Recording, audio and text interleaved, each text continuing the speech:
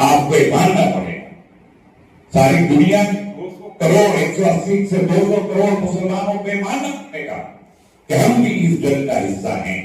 بھارت کے مسلمانوں کو بھی یہ ماننا پڑے گا کہ ہم بھی اس جنگ کا حصہ ہیں, اور کم سے کم اگر ہم کچھ کر سکتے ہیں, ہم ظاہر ہے کہ نیشنلزم کی باؤنڈریز بنائی ہیں, قومیت کے نظریے نے ملکوں کی تقسیمیں کی ہیں, ویزا پیدا کیے ہیں, پاسپورٹ پیدا کیے ہیں, آرمیز کو الگ کیا ہے, اکنامکس کو الگ کیا ہے, پوری دنیا کو لوگ کہتے ہیں گلوبل ولیج ہے, لیکن اس نظریہ قومیت نے دنیا کو تقسیم کر دیا, ملکوں میں اور آبادیوں کو تقسیم کر دیا قومیت کو. اس لیے ہم جا کے فلسطین کی مدد نہیں کر سکتے, ہم پیسے بھی نہیں بھیج سکتے, چندہ نہیں دے سکتے ان لوگوں کو, آرمی نہیں دے سکتے, لیکن ہم یہ کر سکتے ہیں کہ ہم ایک چیز کا اسرائیل کی اپنی زندگی میں ریکارڈ ضرور کریں.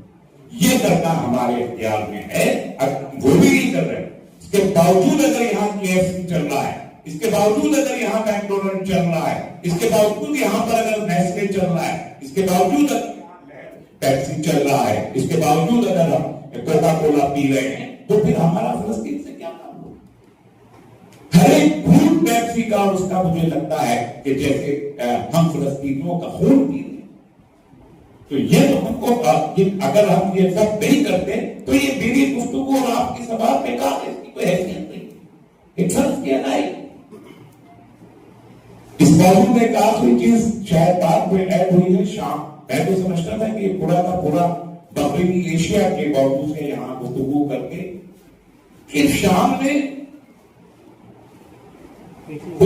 بشار الاسد کے بعد بہت سے مسائل پڑے ہوئے, نظریاتی طور پر سمجھنا مشکل ہوا ہے شام کو.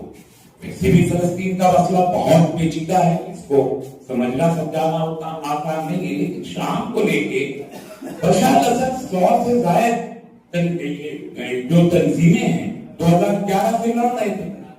اب یہ جو مسٹر ہیں, میں ختم کر رہا ہوں آپ کا واسطے صاحب, بس یہ 2 منٹ شام پہ میں گفتگو کر کے میں ختم کر رہا ہوں. میں آپ کو بتائیں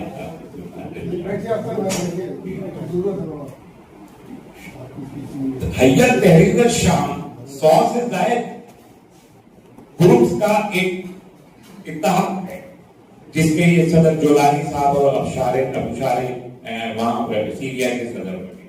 یہ کیا کر رہے تھے 14 سال سے؟ یہ لڑ رہے تھے. کس سے لڑ رہے تھے؟ بشار الاسد سے لڑ رہے تھے. اور